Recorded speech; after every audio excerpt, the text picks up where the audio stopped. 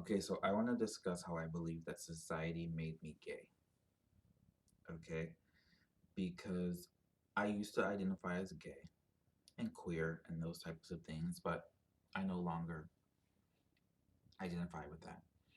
I don't even identify with the concept of sexual orientation. Okay, but me doing that, I feel it was very much due just to societal influence, almost in a self fulfilling prophecy way.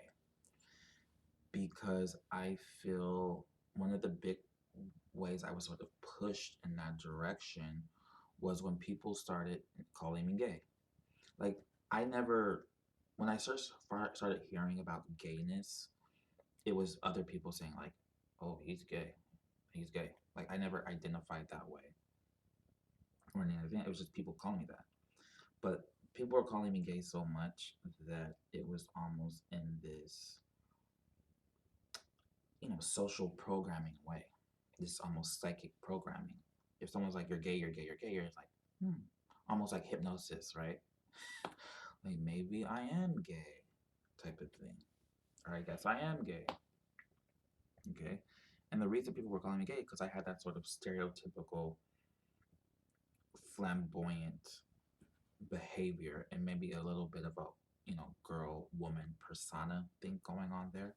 Because I just don't think it's just flamboyant behavior sometimes. Sometimes it's like this sort of stereotypical woman persona vibe going on there as well. But I had that going on, and people started calling me gay. But I don't believe, so I believe there is this state or states you can be in. And that does make you one more prone to sort of homosexual behavior. And it makes you more prone to this flamboyant behavior and woman persona behavior. Okay.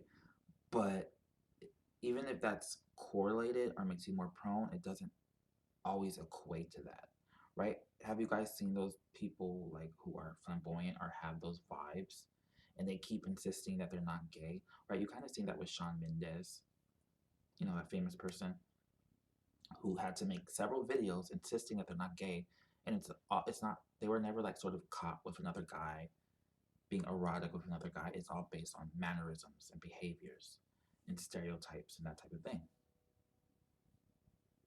Like, so I think it's obvious that they do have some type of vibe or state going on, but that doesn't there's no it's not this certainty equation. That does not equate to being gay. Okay? But that state, I believe I was in that state. Part of the reason I feel like people go into that state is repression. Like, I feel um like I don't really say masculine and feminine. That's like that. It's just too polarized and binary. It's more elemental, I feel. Okay, and like men are typically a bit more earthy, and women are a bit more watery. Right? Everyone has sort of all of the elements, but men are a bit more earthy. Women are a bit more watery. Right? I feel like it was repressing that sort of earthiness that I had. This that more rambunctious, earthy type of vibe, right? Through societal pressure, but also through like, you know, typically more like abusive parenting, I would call it. You know, it seems like a lot of parents are sort of self-conscious about it's an anticipation. Like when your kids act rambunctious, like say in the house, you're worried that that's gonna carry out into outside, and that people are gonna perceive you as like wild or uncouth or ghetto or something like that. So a lot of parents will either emotionally or physically sort of repress that sort of rambunctious behavior, I guess you could call it, that earthiness, right? Almost where how they say like like girls and women they do better in school. I feel like it's like they have a bit more water. It's that like earthiness, right? That makes it boys a bit more harder to the school experience is a bit more harder because of that. But I feel like that's kind of the thing. They kind of society sort of wants us to mold us in the image of women sometimes. Okay, make us more, malleable and you know passive, submissive, that type of thing. And that's kind of what we correlate with that sort of flamboyant behavior. So, um, I feel like that's one. I'm not saying that's what it always is. I feel like, but that's one factor. Sometimes it doesn't have to be even sort of tough parenting, right? It's not always abusive. It's just this tough parenting. There's still just like this atmosphere where that pressure, that atmosphere, that that pushes people into that state, more flamboyant state, because it's almost like sometimes people call it like fruity behavior, and that's almost kind of like the vibe. It's like if you know how fruits can have like they're pills, right? It's like my pill was taken out, so you're just like an orange, juicy, fruity, right? It's like my casing, my pilling was sort of torn off, so you're going to act more, watery and fiery, more flamboyant. Okay, but then I don't think it was just that. I think it was also um like the more woman persona, stereotypical woman persona, this woman caricature persona, I guess you could say it. Like I feel like I did have that as well. Um, which I sort of like when I was younger, I would watch a lot of like I remember watching like movies like The Little Princess, right? I think what I was doing was almost like I think we underestimate the perception and intelligence of children because I feel like I was downloading these characters, these actors, and developing these personas because I feel like that's what society sort of wants. It was almost like adaptation or camouflage, like survival, where it's like society wants to mold us in the image of women, so I will become that. Like society wants everyone to be like this almost demure princess. Everyone. um, right? So that's what I became. Like I was emulating them. I was downloading them. I was studying these different uh, actors and characters from like these, different princess and girly type of things. So I think I also did have a sort of um, persona going on there. Okay, and as well, I just call it a concubine persona because that's kind of what it is. Um, Gender is actually like a sex-based caste system, and there's like the warrior caste, and then there's like the concubine caste, and that's kind of like the coding and the roles that they're being projecting. And I was downloading that even as a child. Like it goes into like kind of like the trans thing. It's similar, I feel, where not always, but I feel like some transgender, so-called transgender things come from like like in our society it's sort of social like men are not socially sanctioned in a sense to cry, for example, or even be expressive. So you or let's just use an example. Like let's say we live in a world where you weren't allowed to express joy and any sort of emotion sort of around that. Euphoria, happiness. You can express joy. You can express other emotions, but not joy. In a society that's kind of taboo and repressed. But there is one group or demographic that can sort of express joy. Let's say that they're clowns. You know, the stereotypical clown, makeup, outfit, whatever. These kids, like, we underestimate the perception and intelligence of kids. These kids, they're having these sort of detrimental effects from not being able to express joy, right? Because we see what happens when someone represses their anger. Eventually they explode. So repressing emotions does have an effect, right? They become hothead, edgy. So they're having these detrimental effects. And it even just looks fun, right? Being able to laugh, but only clowns can do it. So one day you walk into your kid's room and they're they have clown shoes on or a clown shirt and they're putting on clown makeup. And you're going to be like, "Are you are you a clown?" They'll be like, "Yes, I'm a clown." It's not that they're a clown, they just have perceived that that demographic, that appearance is socially sanctioned to express joy.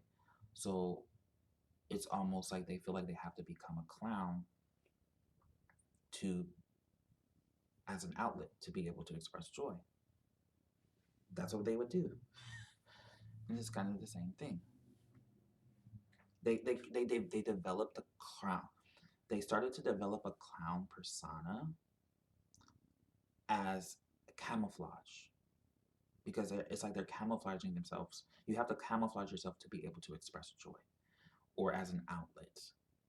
Like they're socially sanctioned to express joy, so I'll become a clown. You develop these personas.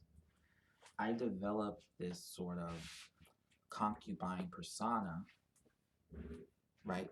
Emulating like this princess and queen things, and they are concubines. People, the king is entitled to sex with the king is entitled to sex with the queen. They're expected to have sex. They're expected to have children. They are expected to be like this secondary assistive role. They're kind of like the high class concubines. And women are always sort of pushed into this concubine role, this caste role, right? Gender is a sex based caste system. But so that kid is role playing. He's emulating this role. They develop this role persona. This kid is role playing to so they could express themselves. I was sort of role playing unconsciously so I could be more palatable to society.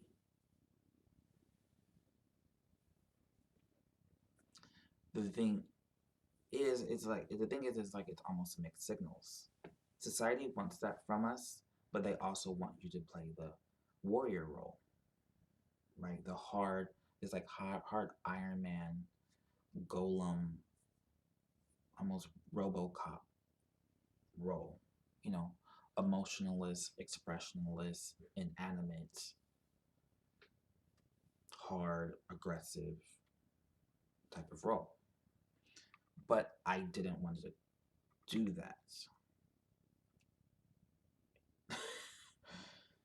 um, the thing is, those sort of, let's just call it the RoboCop role, that is the warrior cast role. Like, that is sort of modeled after more earthy guys. Because guys are generally more earthy than women, but then there's guys who are even more earthy. Like those are like the stereotypical jocks, right? It's modeled after the jocks, this warrior cast role. So it's easier for you to be that role because a lot of you are less, you know, let's say animated. You are more reserved. Some of you are practically naturally stoic, but typically those earthy jock types. So it's easier for you to play that role, even though it's still hard for you, because no one's that inanimate. I'm sorry. Like you guys get mad that some gay people seem to be playing this exaggerated role in a sense, but you're role playing too. Okay, but um, so yeah, it's easier for you. Like it's not even, you know, like imagine like Johnny Depp playing that sort of RoboCop role.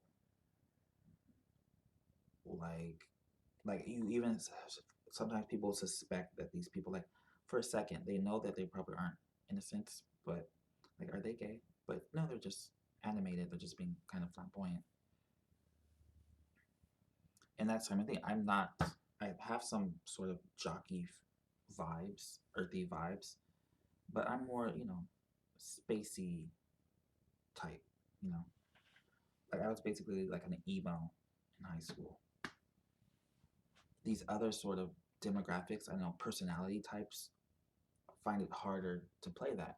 So I almost embraced the gay label or identifier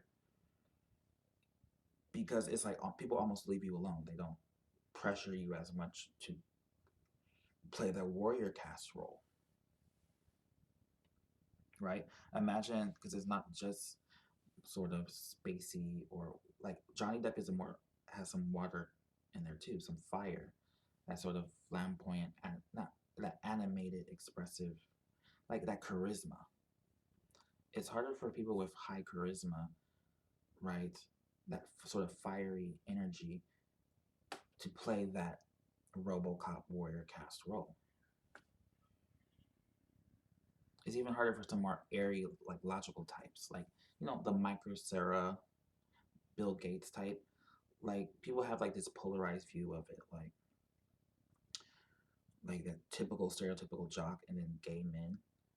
But it's like these stereotypical like nerdy hipster people don't play that RoboCop hard stoic role that well either. Okay, but so it's harder to do when you're in that sort of repressed state, right? They kind of repressed you. Um, that sort of rambunctious energy, earthiness. But then, yeah, again, I just sort of embraced it. So just because I was in that state, so you could be in that state. So I could have been in that. I could have just been a flamboyant male and still dated women. I feel like society sort of, and it's sort of counterintuitive because like society's like we don't want you to be gay, but then it's like society made pushed me in that direction. Like I could have just been a flamboyant, very flamboyant male who like dated women, but there was like the social programming. You're gay, you're gay, you're gay. Like hypnotized. Like maybe I am gay. I guess I am gay. Okay, I'm gay. Type of thing. Okay, and then it was just this sort of impossible pressure, this impossible desires. Okay, so we repress that sort of rambunctious vibe. Now be rambunctious. It's like, what? No, I'll just be gay and then just relieve me of that pressure. But then also like more on people saying you're gay type of thing, that sort of social or psychic programming. It's like sometimes there would be like sometimes where I'm like considered like dating women, hooking up with women, and I'm just like, but subconsciously what kind of stopped me from it was like almost this self-esteem issue type of thing. Like I didn't clearly sort of ponder this, but looking back, it's like I was kind of scared to like say if I'm hooking with a woman, I would feel like any little type of micro thing that I did would come off as gay. And then like it would like tailspin and spiral and I would like lose my erection. And then they'll be like, oh, maybe they think I'm gay. Like it was just too much pressure. Like people like almost convinced me that I was gay, where I was scared that almost like a performance anxiety. So many people were like, you're gay, you're gay, you're gay, you're gay. It developed this performance anxiety where I just avoided women so I wouldn't be perceived as gay or it wouldn't be not so much validated. I wasn't so much more mad, but I just thought that would, you know, she would think, one would think I was gay or something. It's like if someone's like tells you all your life, like you, what if you? It's like if a person could sing, they could sing decently, but all their life they say you can't sing. You have a horrible voice. You can't sing. You can't sing. You can't sing. They would, and there was like this talent show, and this person needed this money, but they still wouldn't do the talent show because they have been convinced that they can't sing, or not just convinced, more they have this performance anxiety that prevents them from ever singing. So that's like another way I was pushed from it. I'm not saying I would have done it because of these other factors, but it was like an additional factor that pushed me away from ever pursuing women.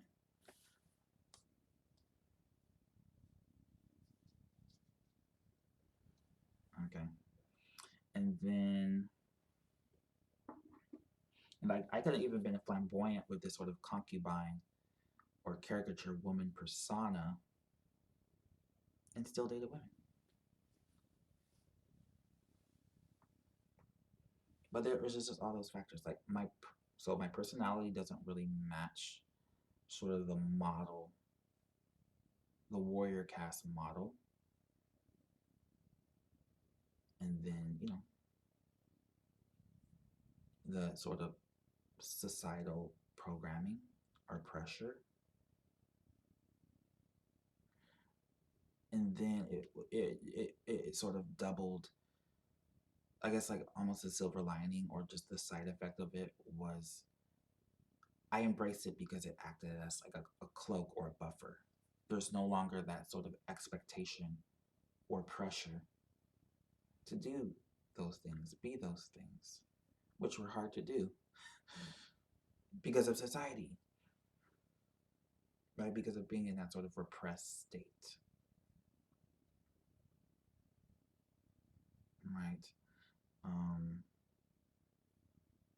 that pillish state, that shellish state.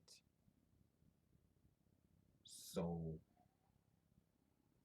so I was like, okay, I'm gay. Okay. And I do think being repressed also makes you more prone to sort of homosexual behavior. Let's just say homoerotic behavior. Okay. Because I feel like that is, um, I almost feel like something is, so if they're repressing this earthiness in you, it's almost like you feel like something's missing. So you connect with another guy to almost feel more whole or complete. Okay. And then I think it's probably like the woman persona as well, the concubine persona, because, you know, that persona would be attracted to the opposite sex in a sense. Okay. And then, but also more back to this like societal expectation things. And then it kind of sort of that sort of cloaking or buffering thing, because it's like this is not my organic voice I'm speaking in, right? This is more closer to my organic voice. Okay, but it's actually sort of, it's still difficult to talk. It's still sort of difficult to express my work from my more organic self, my more organic voice, because like my voice is actually very deep, but I have this like almost adapted voice because, well, like when I'm speaking in that voice, it's like people are, I feel like we just live in a very bold phobic society. We live in a very earthy phobic society. Like this is like a earthy, bassy, bold voice that I have, but it's like people are get intimidated by it. It's like people don't like it. People want, again, people want to mold society us. It seems like there's a societal pressure to, you know, having this sort of gay expression was almost it's almost cute. It seems like we have this obsession in our society with cuteness almost. Like gay comes off as more cute, I guess. Um, more gentle, more subtle. Right? Like I grew up in a more like it was a somewhat preppy suburban area with like and there was more like fine, lightweight types around. I was almost sort of, it was like a camouflage, I guess. So because it just another I might as well because it's like and people were more tolerant of me. Like if I was talking like this, people that I hung around with wouldn't want to hang around with me, right? People are sort of disarmed when you're gay is or gay expression is more disarming because it's like I don't, people just don't like it's like bold phobia. Like it's not gay, that's what we call it, but that gay identity encapsulated a lot of things that made you just less bold, I guess. Right? It's kind of like how in some countries people act more, cutesy, almost kiddish. I don't know, something like that. Okay? Because I feel like it's like this societal thing. And I also feel like there's this misandry sort of aspect to it where like I do feel like a lot of women either consciously or subconsciously want to mold men in their image. I feel like that's some of this transgender thing. Like women are less threatening, and then when that sort of gay identity has a lot of the same, not just women, it's the concubine role that all women are sort of pushed into as well. Passive, meek, submissive, that type of thing. Just when you act like that, society calls it gay. When you act like that as a male, society calls it gay. But that's just putting a label on it. But you know what I'm saying? That was just like the benefit of it, trying to fit this, role or these desires. But then it's just such a, there's like no winning because it's like society made push me into this gay role in a sense, but then also they hate when you're in that role. Like then I was supposed to play the warrior, that RoboCop warrior cast role, but people don't like that either.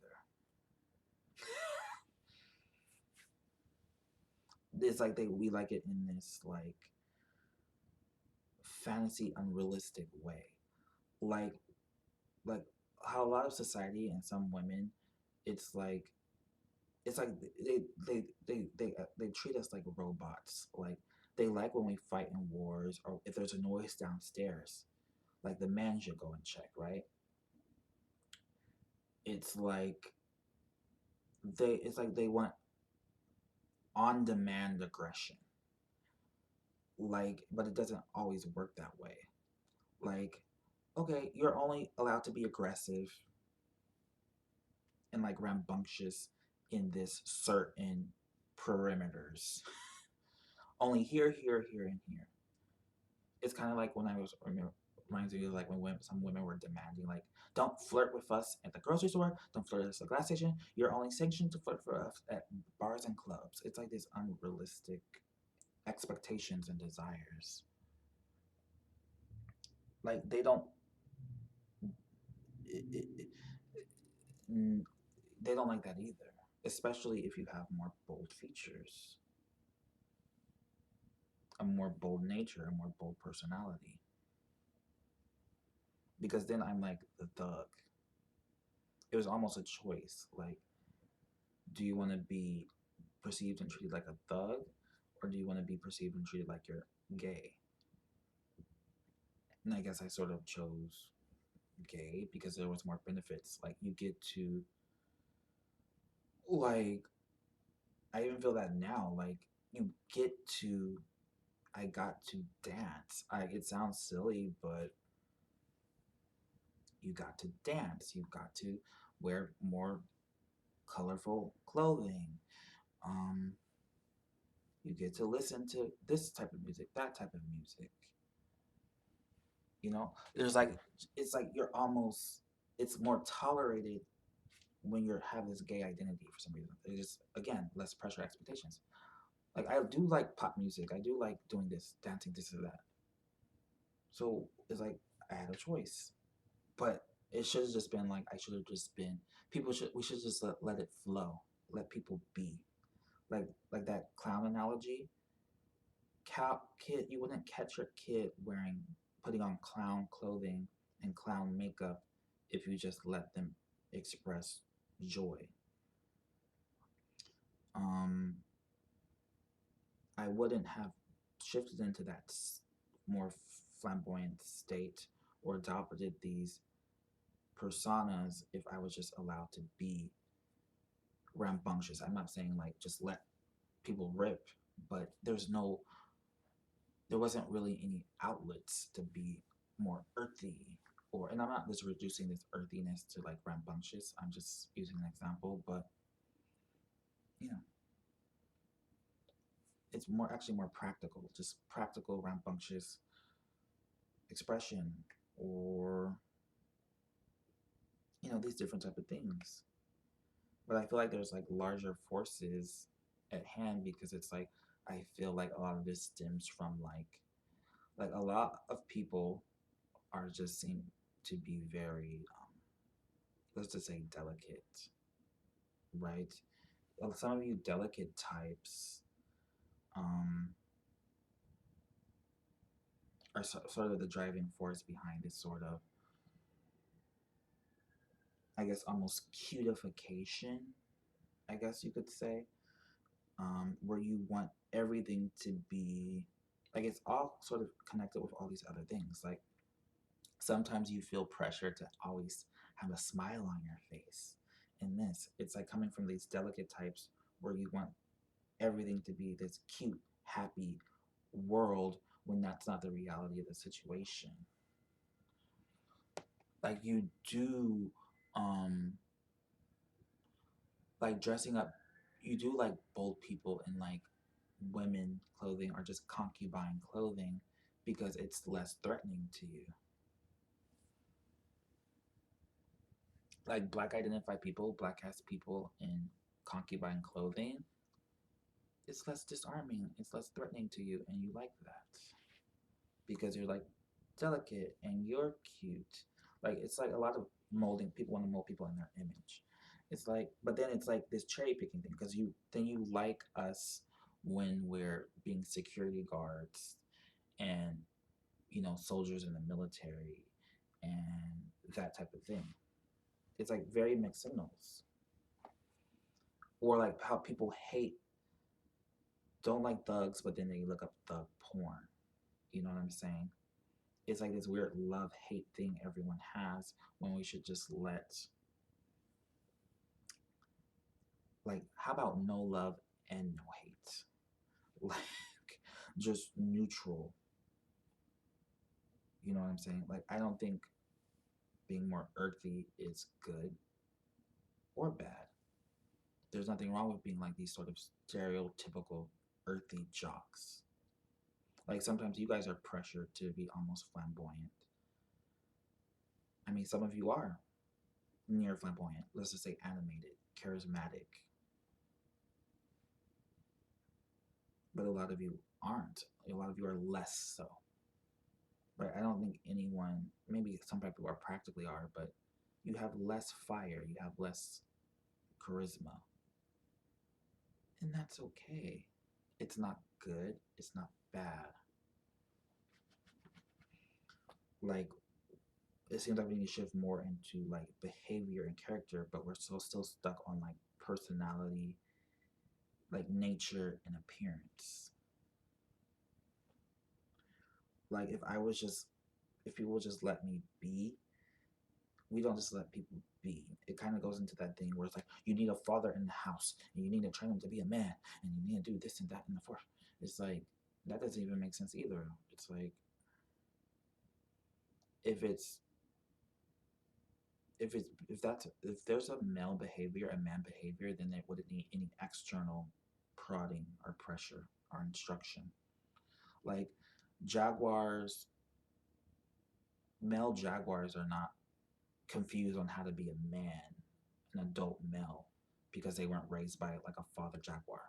Like all these animals that aren't raised by fathers or the fathers aren't involved, there's no confusion. Like, oh no, there was no jaguar father in the home. No, they will. If there's a more male expression, there will be a more male expression because they're male.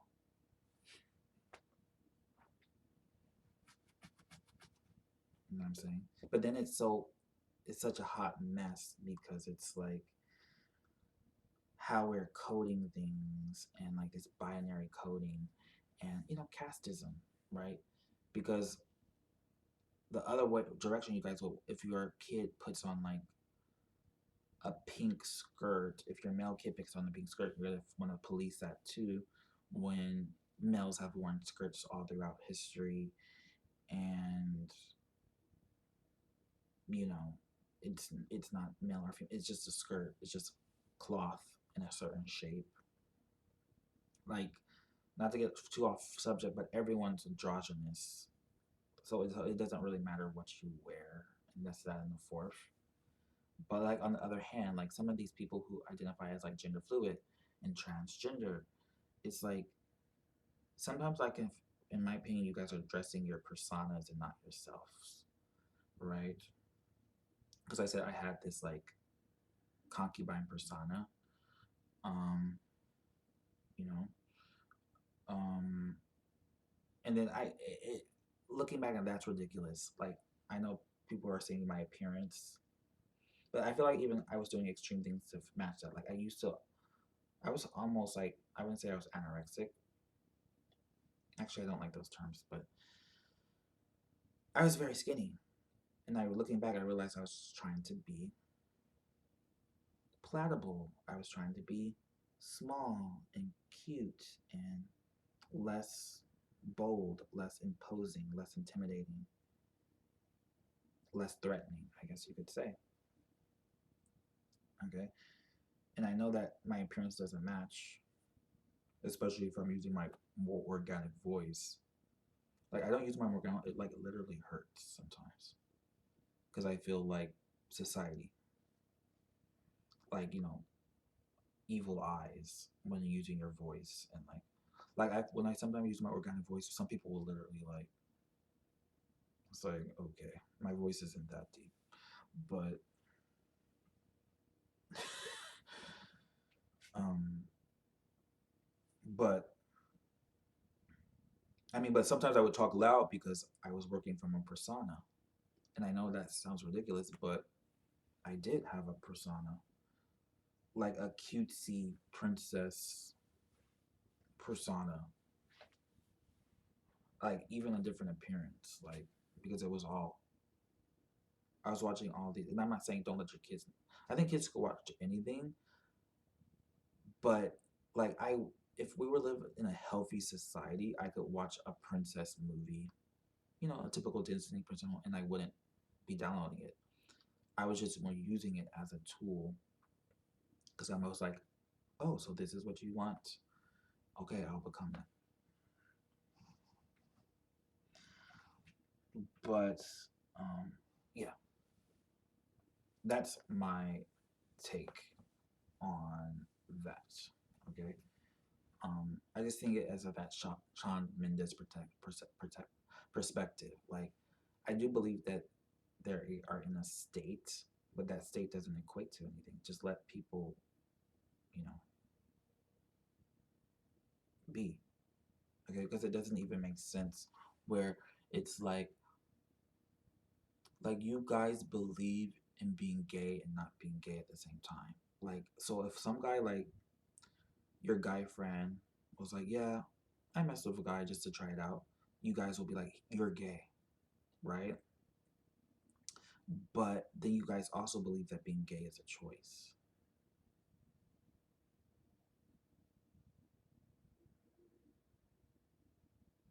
So how can someone be? So you should actually embrace that because they're sort of choosing not to be gay. You should embrace it. But you guys insist on people who have done that, even like behavior like Shawn Mendes does, you insist that they're gay. So you're saying that people can be gay and not gay at the same time. Because when you're saying they're gay, you're not saying they're of a specific sexual orientation. You're saying that there are a dangerous social contaminant that must be tracked. That's what you're saying. Okay. Like gay is a tracking tag. It's a tracking collar because people find, people who are intimate with the same sex, which is more so a male, they're scared for different reasons, right? Right. Most guys are shadow projecting um on to people. Most guys are shadow projecting. Um, you know, they're afraid that guys are going to rape them. Okay, and I think a guy that's willing to mess with a guy erotically is a more likely candidate. But but then another thing is like I noticed like